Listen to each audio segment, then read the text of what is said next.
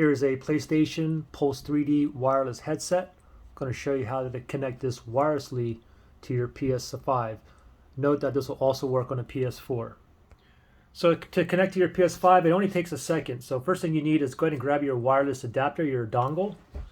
So we're going to go ahead and grab this that came out of the box, out of this box right here.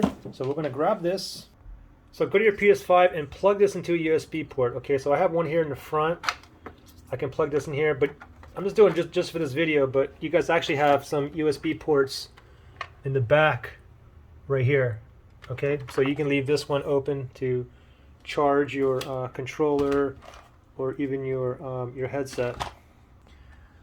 So as soon as you plug it in, just make sure that your headphones are turned on right here. We can turn this on just like that, and as soon as you do that, give it 1 second, and I see a solid white light. Now this is connected.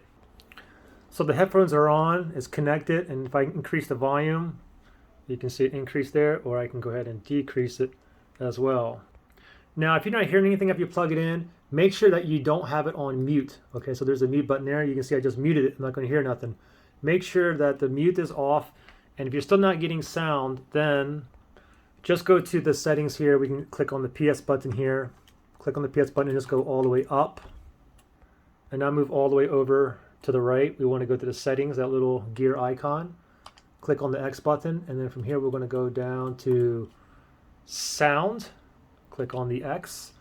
And just make sure the input device here, it does say the USB or the USB headset, wireless set is selected, and then you should be good to go. All right? Good luck, guys.